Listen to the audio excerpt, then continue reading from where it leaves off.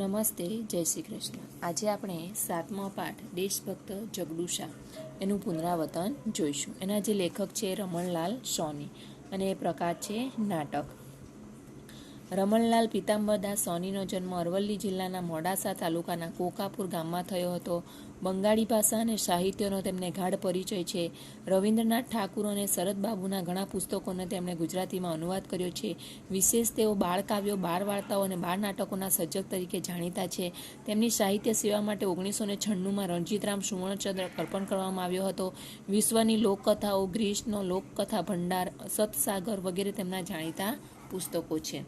દાનવીર ભામાશાની જેમ શાહ સોદાગર જગડુશાની ઉદારતા પણ પ્રશંસનીય છે. આપ બળે કમાયેલી સંપત્તિ અને અનાજથી ભરેલા કોઠાર પર પોતાનો હક નથી, પણ રાંક પ્રજાનો હક છે, એમ જગડુશા માને છે. સંકટ સમયે અનાજના કોઠાર પ્રજા માટે ખુલ્લા મૂકી દેનાર જગડુશાનો જોટો મળવો મુશ્કેલ છે. લેખક એવા દાનવીર અને માનવતાવાદી દેશભક્ત જગડુશાનો આ પાઠમાં સરસ પરિચય કરાવ્યો છે કે આખાય રાજ્યમાં આપત્તિમાં રાજા અને પ્રજા સમજપૂર્વક અને ધીરજપૂર્વક ઉકેલ લાવે તો સમસ્યા હળવી થઈ જાય છે.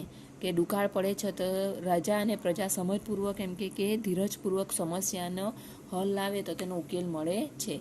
દાનવીર ભામાશાની જેમ એક જગડુશા પણ નગર શેઠ તરીકે માનવતાવાદી અભિગમ ધરાવે છે કે આપ બળે એકઠી કરેલી કમાણી અને સંચિત કરેલા અનાજના કોઠારોને સંકટ સમયે પ્રજા માટે ખુલ્લા મૂકી દેનાર જગડુશાની દિલની ઉદારતાનો સરસ પરિચય અહીં નાટક દ્વારા કરાવવામાં આવ્યો છે. કે જગડુશાની 40 વખારો આવેલી છે, જે પોતાના શું કહે છે કે એમાં પર મારો અધિકાર નથી, પણ કોનો છે કે દેશની પ્રજાનો છે, કે જે ભૂખે મરે એના માટે છે. તો હવે આપણે શબ્દ સમજૂતી જોઈએ.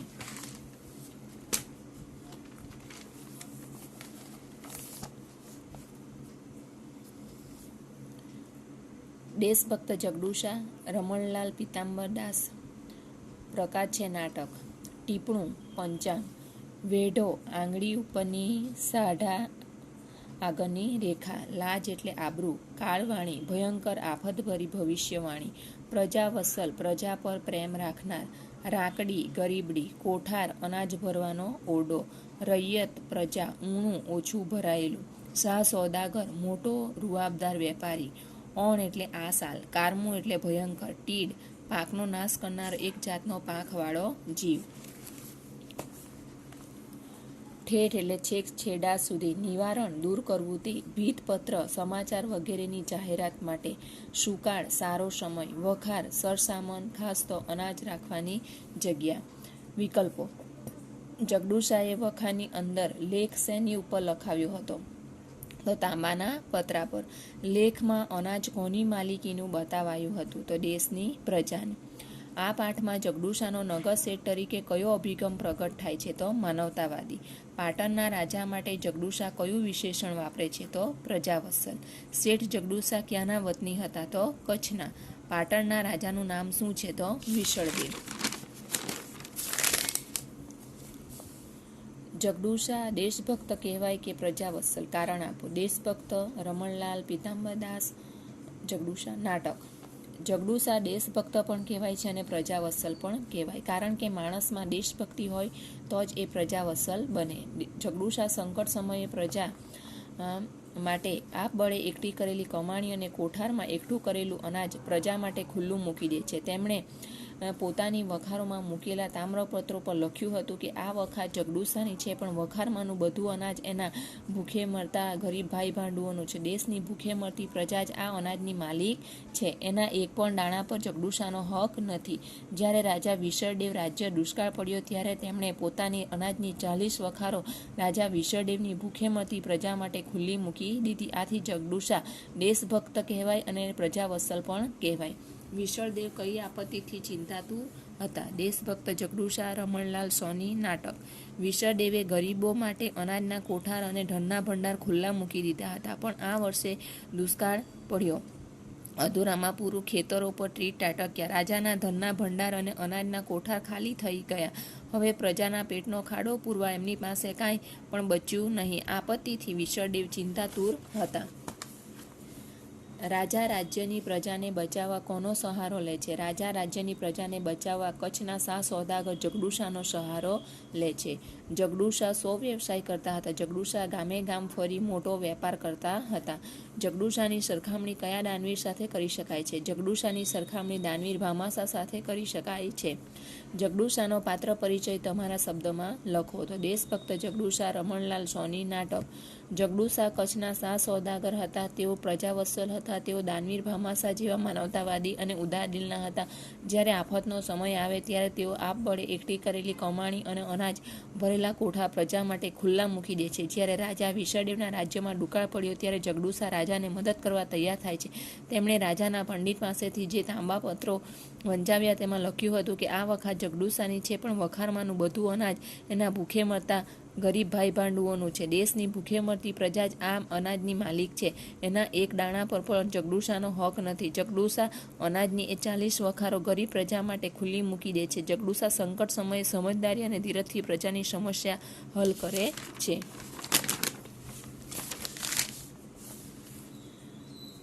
દરેક વખારના તાંબાના પત્રામાં જગડુશાએ શું લખાવ્યું હતું? શા માટે? દેશભક્ત જગડુશા, રમણલાલ સોની. નાટક. દરેક વખારના તાંબાના પત્રા પર જગડુશાએ લખાવ્યું હતું કે આ વખાર જગડુશાની છે, પણ વખારમાંનું બધું અનાજ એના ભૂખે મરતા ગરીબ ભાઈ ભાંડુઓનું છે. દેશની ભૂખે મરતી વસ્તી આ અનાજની માલિક છે. એના એક દાણા પર પણ જગડુશાનો હક નથી. જગડુશા પ્રજાવત્સલ અને માનવતાવાદી હતા. આથી એ દરેક વખારના તાંબાના પત્રા પર ઉપર જણાવેલું લખાવ્યું હતું. દુષ્કાળને લીધે રાજા અને પ્રજા કેવી પરિસ્થિતિનો સામનો કરી રહ્યા હતા? દેશભક્ત જગડુશા, રમણલાલ સોની. નાટક. દુષ્કાળ સમયે રાજાએ પોતાના ધનના ભંડાર અને અનાજના કોઠા ગરીબ પ્રજા માટે ખુલ્લા મૂકી દીધા હતા, પણ વરસાદ પડ્યો નહીં. ખેતરોમાં ટીટા ટક્યા. ગરીબ પ્રજાના પેટનો ખાડો કેમ પૂરવો એની ચિંતા રાજાને સતાવતી હતી. પાનખરમાં પાંદડા ખરે તેમ દુષ્કાળ સમયે માણસો મૃત્યુ પામતા હતા. ભૂખને ટાળવા મા બાપ પોતાના 7 ખોટના દીકરાના મોંમાંથી બટકું રોટલો કાઢીને ખાઈ જતા હતા. મુઠ્ઠી અનાજ માટે મા બાપ પોતાના છોકરાને વેચી દેતા હતા. દુષ્કાળને લીધે રાજા અને પ્રજા આવી કપરી પરિસ્થિતિનો સામનો કરી રહ્યા હતા. રાજા વિશળદેવને પ્રજાવત્સલ કહી શકાય તેવા 3 ગુણ દર્શાવો. દેશભક્ત જગડુશા, રમણલાલ સોની. નાટક. રાજા વિશળદેવને પ્રજાવત્સલ કહી શકાય તેવા 3 ગુણો. તો પહેલો, રાજા વિશળદેવ દુકાળ પડે ત્યારે પ્રજાને ટકાવી રાખવી એને રાજ્ય ધર્મ ગણે છે. તેઓ પ્રજાના દુઃખને પોતાનું દુઃખ ગણે છે. દુષ્કાળ જેવા સંકટ સમયે રાજા પોતાની રાખડી પ્રજાને ખાતર અનાજના માલિકને કરગરવું અને સુકાળ થયે તેને એક એક દાણા સાથે મોતી ગણીને પાછા આપવા એવી વિનમ્રતા એનામાં છે. રાજાએ જગડુશાને શા માટે તેડાવ્યા? દુકાળને કારણે રાખડી પ્રજા ભૂખે મરી રહી હતી. આથી રાજાનું દિલ દ્રવી ઉઠ્યું. એમને જગડુશા પાસેથી કંઈક મદદ મળવાની આશા હતી. આથી રાજાએ જગડુશાને તેડાવ્યા. હવે વ્યાકરણ વિભાગ જોઈએ. સમાનાર્થી શબ્દ: નિરાશા, હતાશા, રૈયત, પ્રજા, લાજ, શરમ, આજ્ઞા, આદેશ, હુકમ, ટીપણું, પંચાંગ, પાંદડું, પર્ણ, પાન, દામ એટલે કિંમત, મૂલ્ય, ડીલ એટલે ડે, શરીર. વિરુદ્ધાર્થી શબ્દ: ઘેરું, આછું, દુઃખ, સુખ, માલિક, નોકર, ઉદાર, લોભી, સારું, ખરાબ, દુકાળ, સુકાળ, જય, પરાજય, અમર, નાશવંત. શબ્દોમાંથી ધ્વનિઓ છૂટા પાડો. તો ઉપરનું: ઉ પ્લસ, પ પ્લસ, અ પ્લસ, ર પ્લસ, અ પ્લસ, અણ પ્લસ ઉ. દુકાળ. તો દ પ્લસ, ઉ પ્લસ, ક પ્લસ, આ પ્લસ, અણ પ્લસ અ. દુકાળ. ત્રાહી. ત પ્લસ, ર પ્લસ, આ પ્લસ, હ પ્લસ ઈ. ત્રાહી. રૈયત. ર પ્લસ, એ પ્લસ, ય પ્લસ, અ પ્લસ, ત પ્લસ અ. રૈયત. ધ્વનિઓને જોડીને શબ્દ: તો જ પ્લસ, અ પ્લસ, ગ પ્લસ, અ પ્લસ, ડ પ્લસ, ઉ પ્લસ, સ પ્લસ આ. જગડુશા. ક પ્લસ, ઓ પ્લસ, ટ પ્લસ, અ પ્લસ, વ પ્લસ, આ પ્લસ, લ પ્લસ અ. કોટવાલ. સ પ્લસ, ઓ પ્લસ, દ પ્લસ, આ પ્લસ, ગ પ્લસ, અ પ્લસ, ર પ્લસ અ. સોદાગર. મ પ્લસ, આ પ્લસ, લ પ્લસ, ઈ પ્લસ, ક પ્લસ અ. માલિક. સાચી જોડણી: પ્રવેશદ્વાર, નિવારણ, પ્રજાવત્સલ, પંડિતશાહી, ભાઈ ભાડુ. નીચેના શબ્દોને શબ્દકોશના ક્રમમાં ગોઠવો. તો જગડુશા, તાંબાપત્રું, શ્રેષ્ઠી, ઉપરણું, કાશી. ઉપરણું, કાશી, જગડુશા, તાંબાપત્રું, શ્રેષ્ઠી. શબ્દ સમૂહ માટે એક શબ્દ.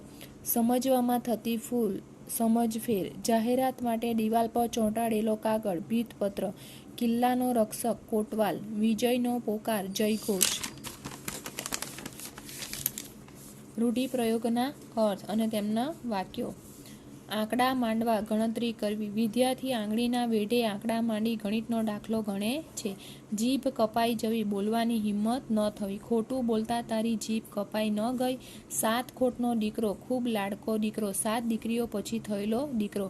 કમળા માસીએ 7 ખોટના દીકરાને પ્રેમથી ઉછેર્યો. સૌ સારાવાના થવા, બધી રીતે સારું થવું. આવતા વર્ષે સારો વરસાદ આવશે ને સૌ સારાવાના થશે. નિરાશાની ઘેરી છાયા ફળી વળવી, નિરાશાનું વાતાવરણ ફેલાઈ જવું. લગ્ન પ્રસંગે નજીકના કુટુંબીજનનું મૃત્યુ થતાં કુટુંબમાં નિરાશાની ઘેરી છાયા ફરી વળી. ઝડપ કરવી, ઉતાવળ કરવી.